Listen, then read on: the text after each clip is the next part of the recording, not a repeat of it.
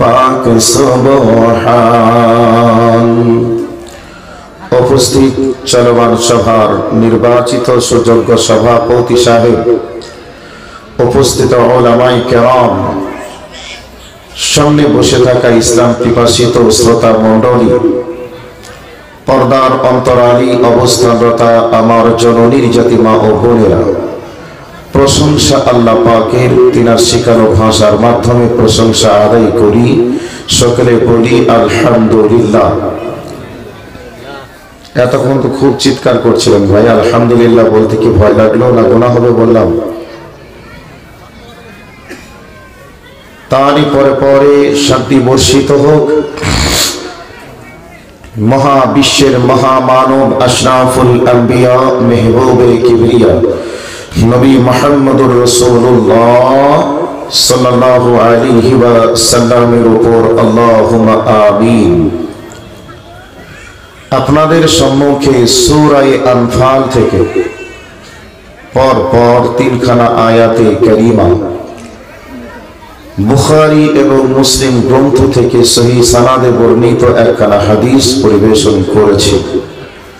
কোরআন এবং হাদিসকে সামনে রেখে অল্প সময়ের মধ্যে একটা গুরুত্বপূর্ণ বিষয়ের উপরে তত্ত্ববহল আলোচনা করার চেষ্টা করব ইনশাআল্লাহ।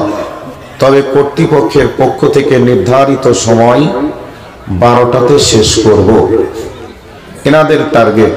তো এখন 11টা বেজে 24 মিনিট, 25 মিনিট আর 35 মিনিট মতো সময় আছে।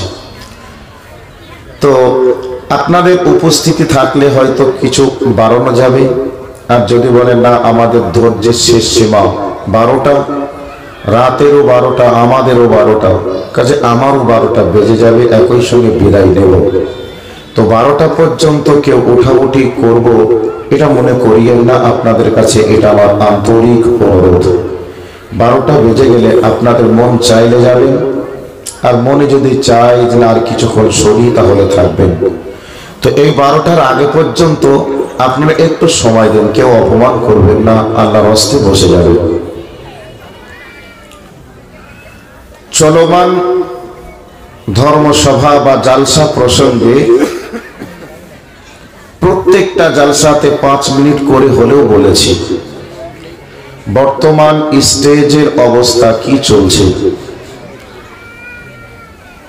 জালসার নামে অবাধ মেলামেশা, নারী পুরুষ একাকার হয়ে ছয়লাভ চলছে।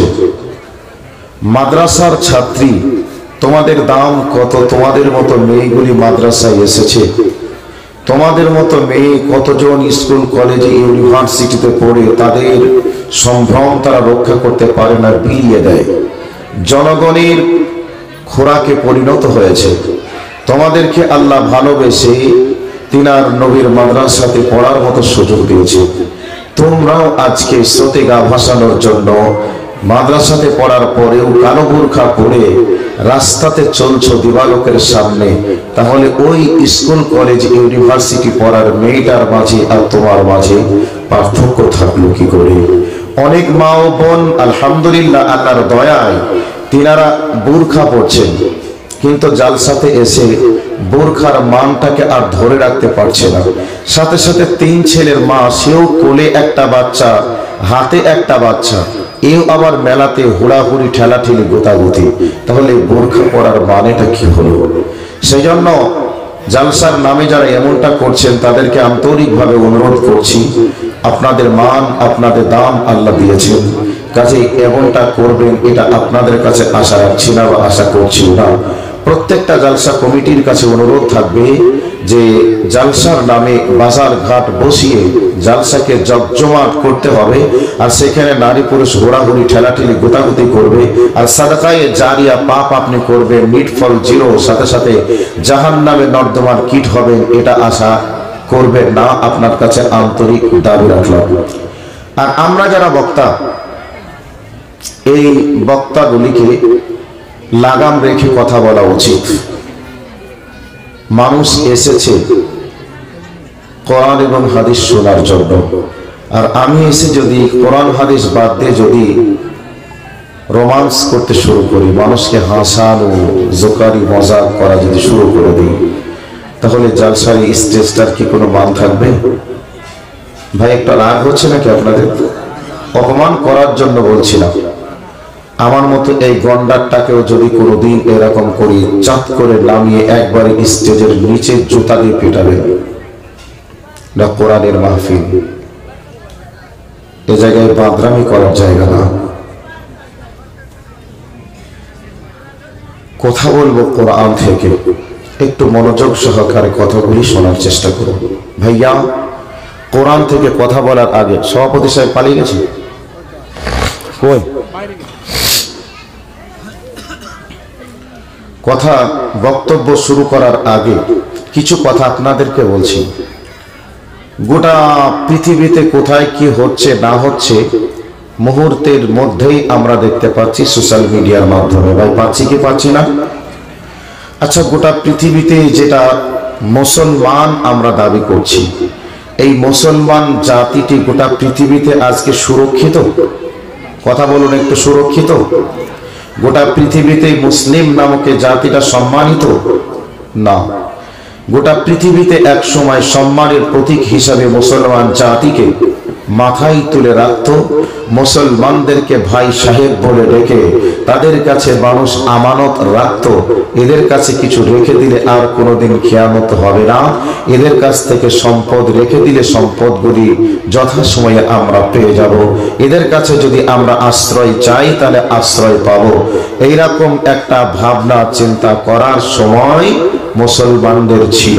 কিন্তু সেই মুসলমানদের কাছে আজকে যেমন কোনো মানুষ আমানত রাখলে তারা আজকে আর নির্দ্বিধায় রাখতে পারে না, কারণ মুসলমান আগের মতো ইমানদার নেই। আজকে মুসলমানরা মসজিদ নিয়ে দলাদলি, মাদ্রাসা নিয়ে দলাদলি, মাযহাব নিয়ে লাফালাফি, ফাটাফাটি। এ বলছে এটা ঠিক, এ বলছে না এটা ঠিক। কেউ করতে করতে করতে করতে মুসলিম জাতিটা আজকে কোথায় পৌঁছে গেল? মুসলিমদেরকে আজকে কিভাবে ব্যবহার করছে? পৃথিবীতে দুইটা জাতি, একটা মুসলমান জাতি আর একটা হচ্ছে খ্রিস্টান জাতি। মুসলমানদের বুদ্ধি আছে, খ্রিস্টানদের বুদ্ধি আছে। খ্রিস্টান নয়, ইহুদিদের বুদ্ধি আছে। এই ইহুদি আর মুসলমান, এই দুটি সম্প্রদায় বাদ দিয়ে পৃথিবীতে যত জাতি আছে এরা আবেগ দিয়ে চলে। এদের বিবেক নেই, এদের বিদ্যা নেই, এদের বুদ্ধি নেই। এদের কিছু সিস্টেম ওয়াইজ কোনো জিনিসকে এদেরকে সিলেবাস হিসাবে রেখেছে, ওই কলিকে মুখস্থ করে সেই ইসলামে চলাচল করে। আর তারা মনে করে আমরা বহু বড় বিদ্বান, বহু বড় বুদ্ধিমান, আমরা এই আবিষ্কার করেছি, ওই আবিষ্কার করেছি। এই নিয়ে তারা লাফালাফি করতে গেলে আকাশের দিকে উড়ে আর আচার খেয়ে পড়ে। পৃথিবীতে মুসলমান জাতি এরা মাটির তলে কি আছে জানে, আকাশের উপরে কি আছে জানে, 1000 বছর আগে কি হয়েছে এটাও জানে, 1000 বছর যদি পৃথিবী থাকে এর পরে কি হবে এটাও তারা জানে। এই জাতিটার নাম হচ্ছে মুসলমান জাতি। 2 নম্বর হলো আর একটা জাতি, যেই জাতিটার নাম হলো ইহুদি জাতি। এই ইহুদি জাতিরাও তাদের ধর্মগ্রন্থ অনুযায়ী তারাও জানে। তো তাদের মাঝে আর আমাদের মাঝে একটা পার্থক্য আছে। আমরা যারা মুসলমান, আমাদের মনটা এত উদার, কেউ যদি অন্যায় করে আমরা বাধা দেওয়ার চেষ্টা করি, কেউ যদি ধ্বংসের দিকে এগিয়ে যায় আমরা হাত ধরে তাকে উঠিয়ে দেওয়ার চেষ্টা করি, কেউ যদি মদের গ্লাস ধরে অমুসলিমের ছেলে হলেও আমরা আমাদের বিবেককে দংশন করি আর বলি, আহারে তুমি মদ পান করে তোমার সুস্থ মস্তিষ্ককে তুমি বিকৃতি করবে, তুমি এক্ষুনি সুস্থ, এক্ষুনি মদ পান করবে, নর্দমায় পড়ে থাকবে, কুত্তায় তোমার মুখে মুতবে আর তুমি চপচপ করে খাবে। এটা মুসলমান মেনে নিতে পারে না, মুসলমান এটাকে সহ্য করতে পারে না। তো মুসলমানের ঘরের সন্তান হয়েও আজকে মুসলমানরা এই অনৈতিক কাজে আজকে তারা ফেসে গেছে। কাজে মুসলমানরা পৃথিবীতে একটাই জাতি, মানুষ ভুল পথে চললে সংশোধন করতে চাই, বিপদে পড়লে ওঠাতে চাই, মানুষকে সদা সর্বদাই সঠিক পথের প্রতীক বানাতে চাই। এই বৈশিষ্ট্যটা হচ্ছে মুসলমান জাতির বৈশিষ্ট্য। আর ইহুদি জাতির বৈশিষ্ট্য হলো তারা তাদের জাতি ছাড়া তারা কিছু চিনে না, তারা তাদের জাতি ছাড়া কিচ্ছু বোঝে না। তারা চাই গোটা পৃথিবী ধ্বংস হোক, গোটা পৃথিবীর জাতি, পৃথিবীর সব জাতি ধ্বংস হোক, আমরা পৃথিবীতে একাই আমরা সঠিক জায়গাতে থাকব, আর আমরা গোটা পৃথিবীতে ইহুদি জাতিরা আমরা গোটা পৃথিবীর নেতৃত্ব দেব। যার কারণে ইহুদিরা গোটা পৃথিবীকে কিভাবে চালাতে হবে, চালানোর সিস্টেম ফর্মুলা তারা আবিষ্কার করেছে। মদের বোতল পৃথিবীর মানুষের হাতে তুলে দিয়েছে, গোটা পৃথিবীর মানুষকে খেলা খেলিয়ে পাগল বানিয়েছে। গোটা পৃথিবীর সব দেশের একটা করে ক্রিকেট টিম আছে, একটা করে ফুটবল টিম আছে, হাডুডুর টিম আছে, কিন্তু আপনি ইহুদি জাতির ইসরায়েলের একটা ক্রিকেট প্লেয়ারের নাম দেখান, একটা ফুটবলারের নাম দেখান, আপনার হাডুডুর খেলার একটা প্লেয়ারের নাম দেখান, এইরকম ইহুদি জাতির কাছ থেকে আপনি পাবেন না, দেখাতেও পারবেন না। তাহলে যেই জাতি গোটা পৃথিবীকে পাগল বানাতে পারলো খেলা দিয়ে, যেই জাতি গোটা পৃথিবীর সব জিনিসকে আবিষ্কার করে মানুষের ঘরে ঘরে পৌঁছে দিতে পারলো, তবে সেই জাতিদের একটা ভালো প্লেয়ার তৈরি করার কি ক্ষমতা থাকে না? তারা কি একটা ভালো প্লেয়ার তৈরি করতে পারে না? পারে, কিন্তু তারা প্লেয়ার তৈরি করবে না। তারা ফুটবল তৈরি করবে, ক্রিকেট বল আবিষ্কার করবে, গোটা পৃথিবীর মানুষকে বলবে তোরা ফুটবল খেল, তোরা ক্রিকেট খেল, তোরা জোয়া খেল, তোরা মদ পান কর। কিন্তু আমরা ইহুদি জাতি, আমরা ক্রিকেট খেলবো না, ফুটবল খেলবো না, আমরা জোয়া খেলবো না, আমরা মদ খাবো না। কাজেই আমরা নিজেরা ঠিক থাকবো, তোদেরকে পাগলের মতো ব্যবহার করে গোটা পৃথিবীর রিমোট আমাদের হাতে থাকবে, গোটা পৃথিবীর নেতৃত্ব আমরা দেব, আর তোরা আমাদের অধীনে থাকবি। আমেরিকা যত বড়ই দাদা হোক না কেন, কিন্তু আমেরিকাও চলে ওই ইহুদিদের নেতৃত্বে, ইসরায়েলের দায়িত্বে। তো এই দুটি জাতি পৃথিবীর ইতিহাস বোঝে, পৃথিবীর সব কিছু বোঝে, কিন্তু মুসলমান জাতি নিজের জাত বোঝে না, নিজের জাতির মঙ্গল কামনা করতে জানে না। নিজের জাতের মাঝে আজকে তারা লাটালাটি, কাটাকাটি, ফাটাফাটি, মারামারি এগুলি তারা করে। মুসলমান জাতি তাদের ধর্ম গুরুকে তারা দাম দিতে জানে না, তাদের ধর্ম গুরুদেরকে তাদেরকে সম্মান দিতে জানে না। কিন্তু ইহুদি জাতি তাদের ধর্ম গুরুদেরকে সম্মান দিতে জানে, তাদের ধর্মগুরু যা বলবে তারা তাই করবে। মুসলমান জাতি খাবারে ভেজাল দেওয়া শিখেছে, মুসলমান জাতি ধর্মে ভেজাল ঢোকানো শিখেছে, কিন্তু ইহুদি জাতি খাদ্যে ভেজাল দিতে শিখেনি, ইহুদি জাতি ধর্মে ভেজাল দিতে শিখেনি। এবার বলবেন কেন? প্রত্যেকটা ব্যবসা ডিপার্টমেন্টে ওদের ধর্মগ্রন্থ অনুযায়ী ওদের যেগুলি খাদ্য বস্তু, সেই ডিপার্টমেন্টে প্রত্যেকটা জায়গাতে একজন করে ধর্মগুরুকে তারা বসিয়ে রাখবে। ধর্মগুরুকে দিয়ে সর্বপ্রথম কাজের শুভ সূচনা করিয়ে নিবে, ধর্মগুরুকে ফর্মুলা দেওয়ার জন্য বসিয়ে রাখবে। ধর্মগুরু তাদেরকে যেভাবে ফর্মুলা দেবে তারা সেভাবে চলবে। ধর্মগুরু তাদেরকে যে খাদ্য যেভাবে তৈরি করতে বলবে তারা সেই খাদ্য সেভাবে তৈরি করবে। যদি চুল পরিমাণ সেখানে ভেজাল ঢোকানোর চেষ্টা করে তাদের শাস্তি হচ্ছে প্রাণদণ্ড। যার কারণে তারা যে খাদ্যগুলি খাবে সেই খাদ্যের ভিতরে কোনো ভেজাল ঢোকাতে পারে না, ভেজাল ঢোকাতেও পারবে না। ধর্মগুরুকে মূল্যায়ন করার কারণে আজকে ইহুদি জাতি গোটা পৃথিবীর কাছে শীর্ষ স্থান অধিকার করেছে। আর একটাই জাতি পৃথিবীতে, মুসলমান জাতি, এদের ধর্মগুরুকে অপমান করে আজকে মূর্খদেরকে চেয়ারে বসাতে চায়। আজকে ইহুদি জাতি তাদের ধর্মগুরুকে সম্মানের চেয়ারে বসিয়ে তারা যেভাবে বলবে তাদের নেতৃত্বে চলতে চায়, আর মুসলমানরা তাদের ধর্মগুরুকে অপমান করে জাহেলরা ক্ষমতায় বসে জাহেলদের নেতৃত্বে সমাজ চালাতে চায়।